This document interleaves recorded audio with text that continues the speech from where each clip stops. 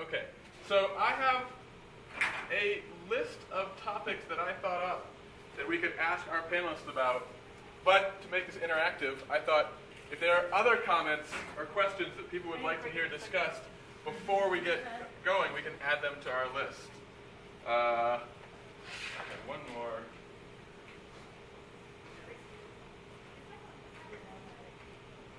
Okay, so my list of things that I thought would be interesting to talk about or to hear from our panelists are, what kind of instructions do you give to the students? How do you get student buy-in, so stuff you do on the very first day of class, and stuff that you're telling their students about what they should be doing during the courses themselves, things you're reminding throughout the semester. How to encourage discussion, which might be paired with, well, what do you do while the students are discussing? Those could be two separate questions or kind of the same. Types of questions, things with multiple right answers, are those good, are those bad? Are there certain instances to use them? Debriefing, what do you do during the debriefing? Included in there could be things about discussing the wrong answers, getting student participation, how do you get that? All sorts of things can be hidden in what goes on in debriefing. The histogram, to show or not, and if so, when. Maybe talking about clickers in upper level classes. We can get into the really controversial topic about iClicker 2 and web clickers. Do we like them or not? Actually, my controversial question is, can anything good come of them? I deny that it's controversial. I think there's unanimity here. Everyone agrees iClicker 2 should be banned from campus. So then I repeat the question, can anything good come of them? And I'll drive down the price of iClicker 1. And finally, related to clickers, but colored cards. We haven't talked about those for a while. Are there an advantage for those? Are there instances where those should be helpful? Other comments of things that we should discuss? So all of these, this is a great list. And this is all around, in some sense, the practice side of this. I would consider two other categories, which is, what do we do with this information that we gather with students, from students? So that's the practice sort of all kind of in situ. And you could actually say the practice also includes, what do you do with the histograms once you get them, to whatever they're useful. And the other thing that I'm particularly interested in is, what are the outstanding research questions around clickers and clicker use? There's one more question, or one more category I think we could add, which is what kinds of questions are the best kinds of questions to use as clicker questions? Which could be, how do you write good clicker questions, or it could be, what's a good clicker question? What are the features of a good clicker question? Right.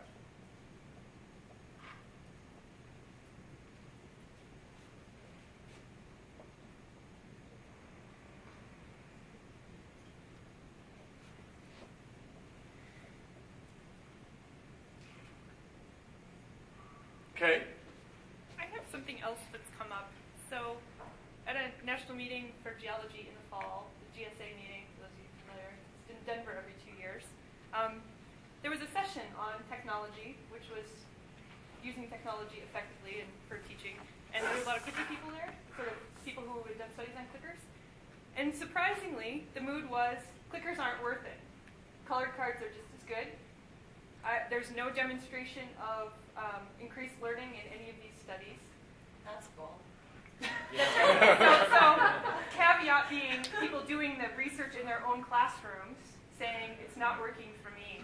I don't see enough of a difference to justify it. And so, Sorry, comparing clickers to colored cards or clickers to lectures? colored cards.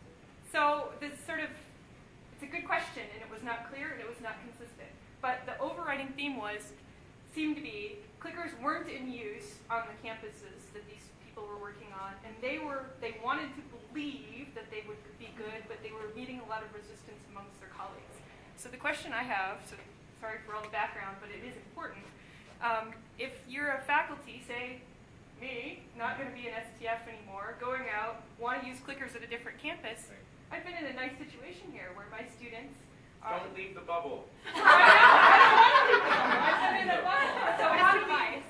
If you're someone who wants to promote clicker use on a campus where it's not familiar, there's challenges both amongst faculty and students. So what advice can you guys So that's supply? more than best practices, I think. Or also, but It's also complicated. research, right? I mean, research too, which is, for instance, there is a controversial paper out by Lasry and company in physics suggesting there's no difference between colored cards and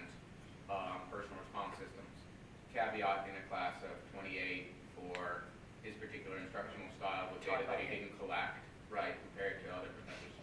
Anyway, so there's some questions. In fact, there is some significant evidence, say by Pollock in an earlier study, showing that there's a fade in students' attention in class when using colored cards. So anyway, I think some of those responses have research-based answers to faculty is some of the answers about how to convince faculty, but not the only way. And I believe that a strong component of the resistance to clickers on many campuses is the fact that they've chosen the wrong clicker system. If you choose anything except the simplest, most robust clicker, it's pretty much doomed to failure. I've seen this many times on many campuses where there's a rise in clicker use, plateaus, and then plummets to zero as people just get fed up with the complicated alphanumeric clickers. They're doomed. And no computers either.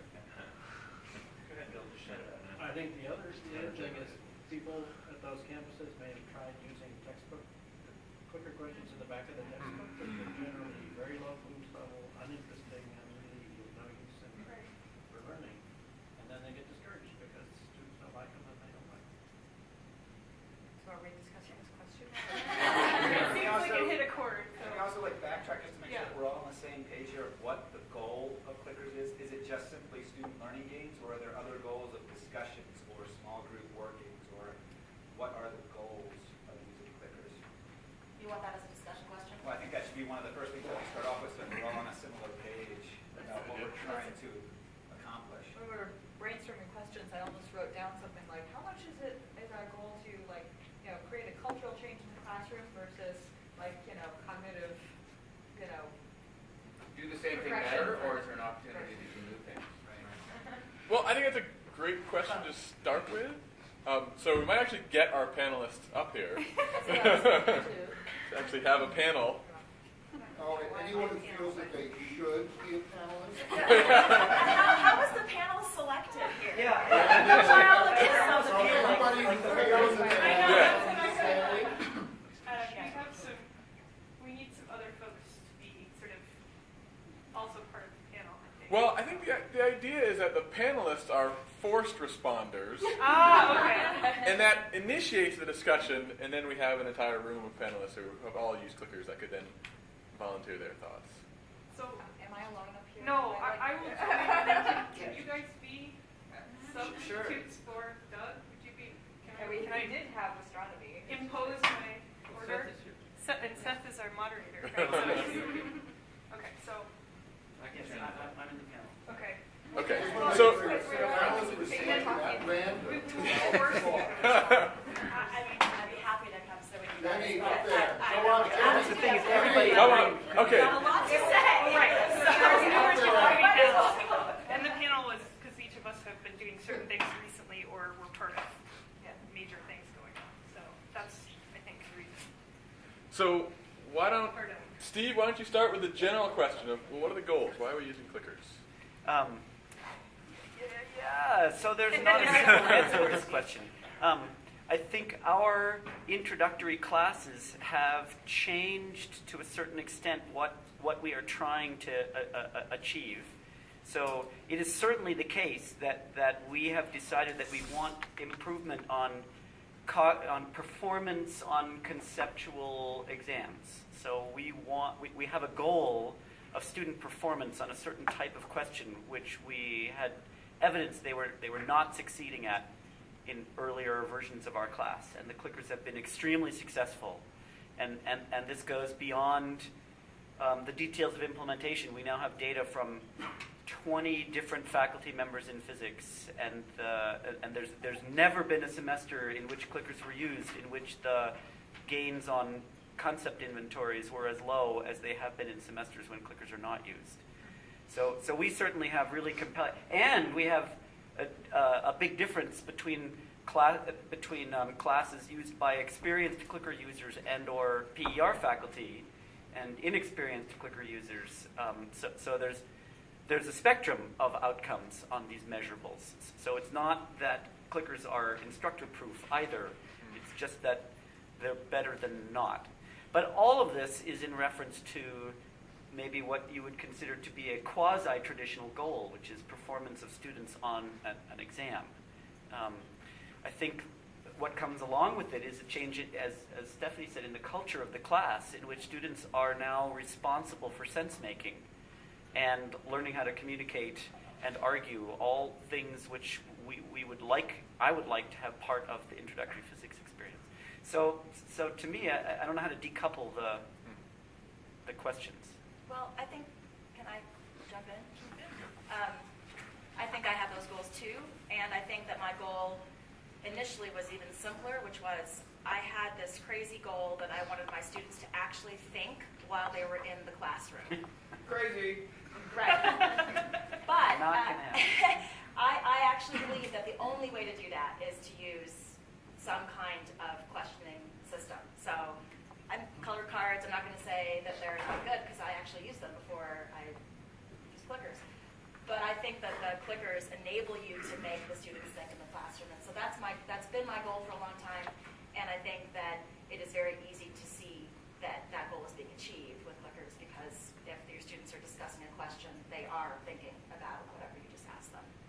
So that's a very simple goal.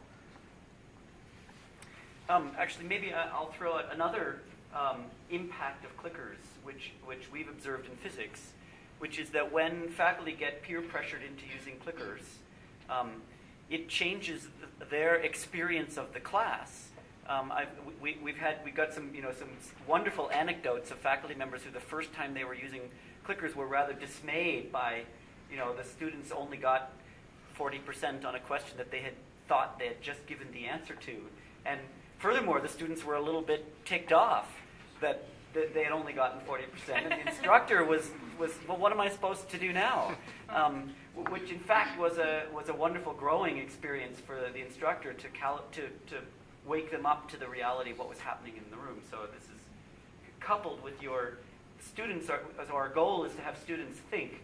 Another goal is to have faculty members become aware of what students are thinking, and the clickers facilitate that in a way that, and colored cards, that a non-interactive engagement class just doesn't seem to do unless you're an amazingly self-aware instructor. Yeah, the feedback component is critical. Right. And I know that this is like dipping a little bit into a topic that's further down the list, but that I'm starting to believe that that's one of the main or more important impacts of our upper division course reforms. From looking at the student data and looking at the instructor responses, there's much more of a conversation going on in that class between the instructor and the students, which wasn't the case as much in those upper division classes before. There was a conversation between the instructor and those like 2 or 3, students who would answer to verbal questions. Yeah, but that used to be the way it was with freshman classes. Right. Yeah. We're just seeing the same Same sort of propagating yeah. upwards.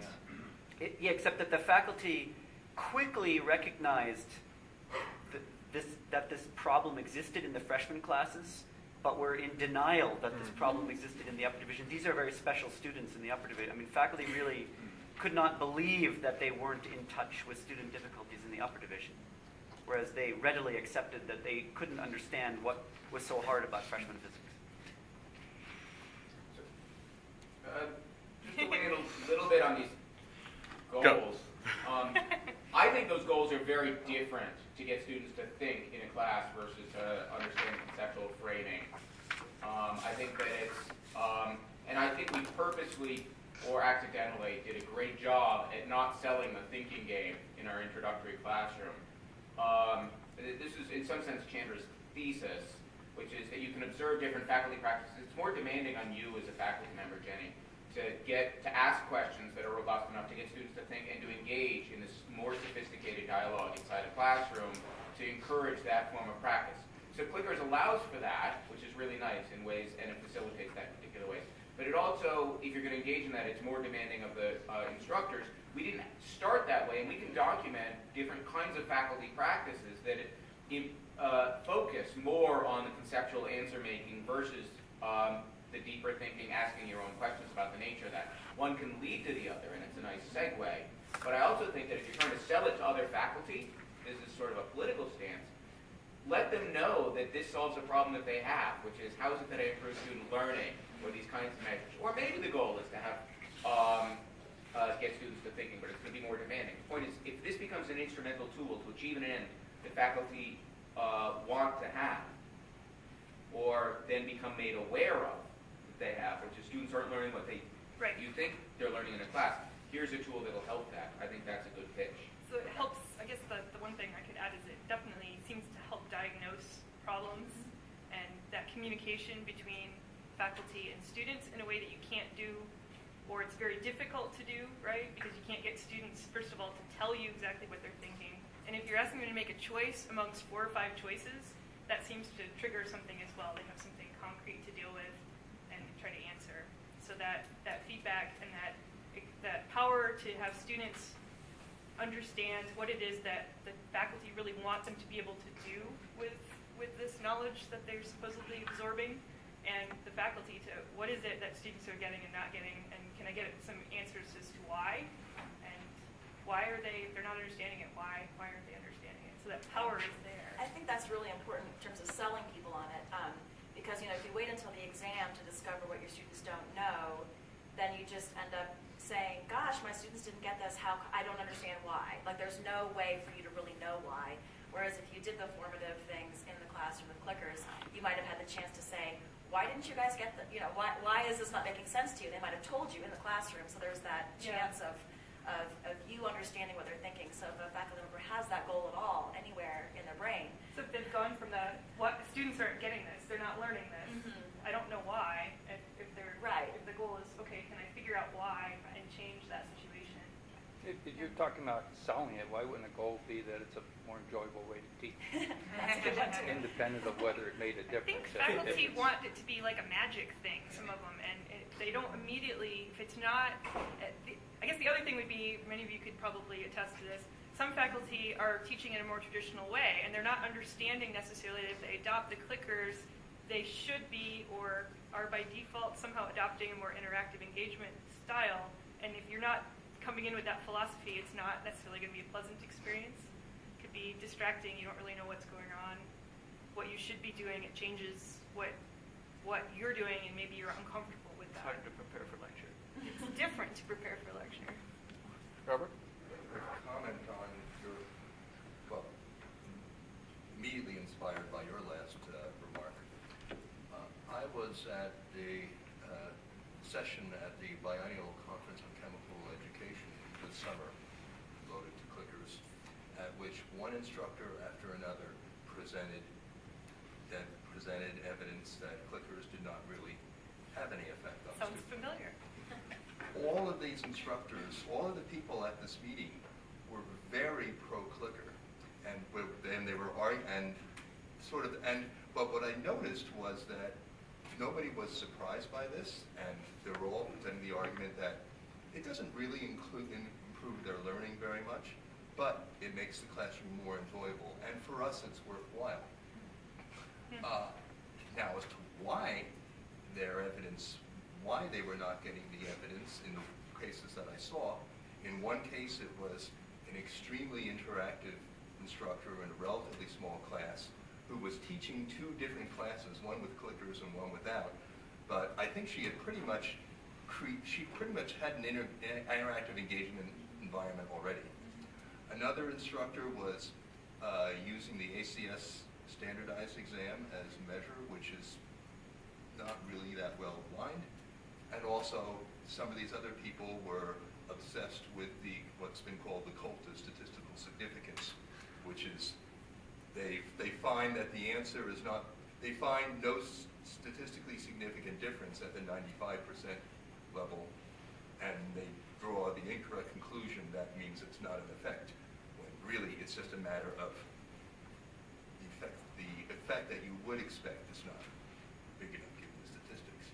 Nevertheless, everybody wanted to keep using clickers. Oh. So, but this is, again, these are chemistry educators. Maybe one, maybe last comment on the goals. Ian Beattie over at UMass, I think, has got this really wonderful paper that he wrote for K-12 teachers on multiple goals of clickers. And he breaks it into like setting up instruction, developing understanding, and assessing learning. And he's it's got like a bunch of different things under each one. You can imagine, sort of like getting discussion going versus like, having students, creating cognitive conflict versus like an exit poll or something like that. And whenever I show this to teachers, it's this sort of like, oh, like, because everyone's sort of focused on either the like beginner instructors who are just starting to use clickers are all focused on the assessment part and like checking to see whether they got it. And then the people like us often tend to be really focused on those conceptual questions that are all about developing understanding. And I actually just watched Ed Prather's CAE, what is it, Astronomy Education, Center for Astronomy Education faculty workshops, and all of his think, pair, share questions, which are like our clicker questions, were very much focused on that developing conceptual understanding, which is fine, but I just think that it's whenever I've done faculty workshops, it's really eye-opening to be able to see that there are these multiple goals, and what you're saying, Robert, really seems to suggest that, the developing conceptual understanding doesn't have to be the only thing. It can be about like getting students to connect what you're talking about to their own lives, or getting them more involved, or having a better experience as an instructor. And I'm happy to share that media paper with anybody who's interested. Okay. So then going from that, maybe if those are our goals, to get the students discussing, to get the students talking, and to have them think critically as well as get some conceptual understanding, let's skip to number 2 there. How do you encourage that discussion? How do you get the students to really be on task and taking it seriously, or any of the above? Stephen? Candy bride? Yeah, Noah Finkelstein uses the behaviorist approach, bringing candy as a reward to students who ask good questions. Any questions? Michael Dobson uses a social pressure approach, which is students sign up for clicker groups, and he will from time to time say, I need for everybody in the clicker group to vote the same. So you have to come to consensus in your group before you click. I will be checking afterwards. I've used a stick like that, kind of also, where I say before they engage in discussion, I will be calling on a representative from one of the tables I teach in this room to explain what you guys were thinking at the table. So they know they're going to be called on to report the discussion. They don't know who's going to get called on, but they know someone's going to get called on. So it sounds like it's not only, there's some methods to try to encourage students to have discussion, first of all, and then there's other ways to get them to have productive discussion, and maybe those are slightly different things. So just some background. So I'm one of the science education postdocs, right? And I haven't taught a class using many of the things I've learned in the last 4 years until this semester. And so putting it into practice is very challenging and very rewarding, right? So this semester, I have this, I'm in the bubble, right? Students are familiar with using clickers, most of them. I actually have a fairly high proportion of students in the class I'm teaching who are this is their first semester in college. So they're not familiar with it. And simply not starting the start until people have had 30 seconds of discussion is something that is like no-brainer, right? Why didn't I think of that? But if you start the clock, people will start clicking in. If you don't start the clock and say, I want you to discuss it for 30 minutes, you can't click in, and I walk around and listen to discussion, that seems to at least get most people discussing. So it's like so simple. I should have thought of this before, but I've never heard anyone say to do that. Well, that's a good variation on the sort of the standard of making them vote individually first, and then asking them to discuss. And then I do the same thing that you just said. I ask them to discuss after an individual vote. I don't press the start button until at least 30 seconds have passed, so that I can make sure they are talking about it. Otherwise, they'll just vote again right away. Yeah. But that's a good coupling of it. Or, decoupling. You don't have to do the individual vote first. You could just pause before you can start. And one thing that I saw Ed do in his workshops that I really liked was that he would turn to the question, read it to himself slowly, and then turn to the class and say, okay, does anyone need more time? And that made sure that even before people started discussing, everyone had read the question. Because I've seen that happen a lot in classes where, we're like, okay, go ahead, and half the people are still reading the question and half the people are starting to discuss, which is challenging for the students. So yeah, giving that pause. So I have a bunch of sort of reasons why I think clicker questions are useful in class, and I typically don't recite all of those to the students on the first day. But it's almost inevitable that in the early days of the semester, a clicker question, something will happen during a clicker question, and I'll think, oh, so I'll say it out loud. I'll say, oh, check it out. The silent vote was 50-50, and then you guys talked for 2 minutes, and it swept to 80-20. And of course, that may be the 5th question that we've asked, and it's the first time it's happened. But I present this as though this always happens. And so, I call this my propaganda. And I've got, sort of a dozen different things that I sort of want to bring up about what's valuable about the clicker questions. And you wait till that opportunity, which almost always arises pretty quickly, and then make it explicit so it's out there. And what I find is at the end of the semester on student evaluations, when you ask them, in what ways did the clickers help you? They repeat back the propaganda that I introduced to them in the early days of the semester. They've internalized it in a way that I'm sure they wouldn't have had I lectured them on why clickers are valuable. Is this evidence for critical thinking? I don't know. It may be evidence for the value of propaganda. Again, this is about buy-in, right? This is about encouraging discussion. So it is behaviorist. I mean, at least to some extent. We're talking about what are methods in the classroom that creates the environment that you believe or know to be a productive one. Well, a lot of the reasons why people get frustrated with using clickers is because they're not implementing some of these ways of getting students to really enjoy the process. The students do have to see value in it, or they will start to get pissed off by the fact that it's taking time away from class or whatever. They won't see the value unless they're shown the value. So if you're having trouble implementing it, it's probably because you're not letting the students discover that it is actually helping them. But isn't the value if they know it's going to be on a homework and on the exam, the same kinds of conceptual they're practicing questions? material. That's also, I've used that too. Why am I asking you so many clicker questions? Because these are really good examples of how I want you to think. I want you to be able to answer the kinds of questions in the future. So it's practice. So that's fine. I think you're motivating them. Well, this relates to the use of the histogram question down the list, but I always found that if you can get an individual vote that comes out 50-50 and show the histogram, there's bound to be discussion. As soon as you let them go, they really want to go at each other and find out who's right and who's not. Although sometimes in doing that, I sometimes time myself carefully so I can stop it when it's exactly. I've noticed that. Even if it's 60-40, there's a bias towards the 60. 53-47. I once accidentally turned on the histogram while the question was running, and it was about that, and the wave function collapsed. Right.